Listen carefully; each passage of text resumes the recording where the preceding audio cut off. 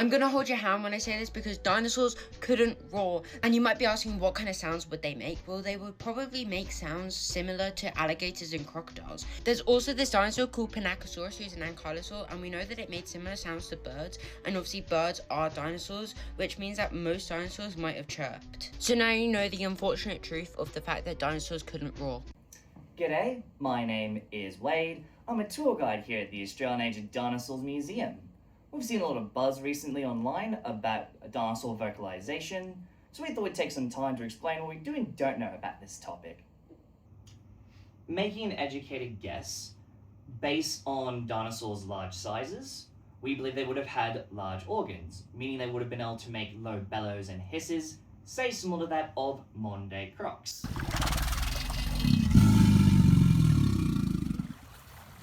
Now, we cannot confirm whether or not dinosaurs could or could not roar with 100% certainty.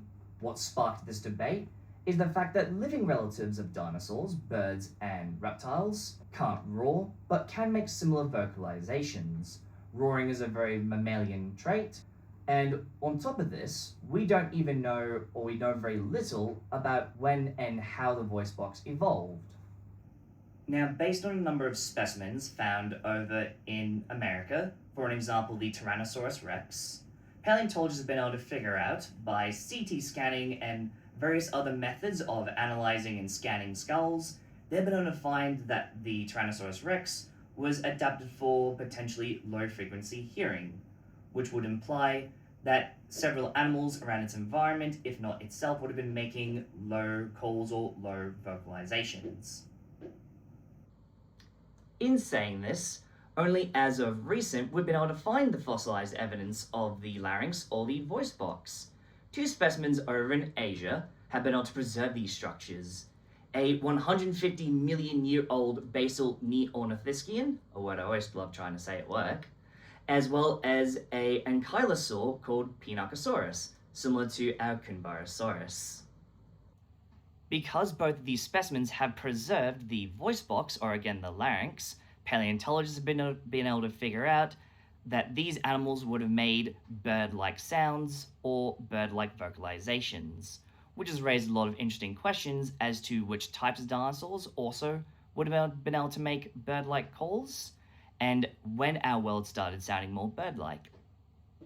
Now, while we haven't found the preserved voice box or larynx in a hadrosaur or a duck-billed dinosaur, famously, they have these big elaborate crests which would have been hollow.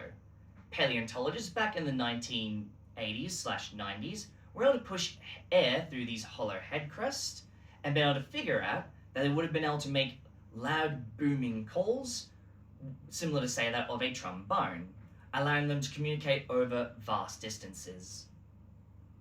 Now, my favorite thing about this video is just the passion behind it. Seeing someone who's not just excited about the dinosaurs, but also just the research and science that goes into studying these animals that have not existed for millions upon millions of years. If anything, it actually reminds me a little bit of myself when I was a little younger. In saying this though, we'll finish up now, and we'd like to say thank you very much for watching our video. We hope that you do leave a comment, you do like, and you do subscribe to our YouTube channel. So with this all being said, we'll say thank you, and hope to see you another time.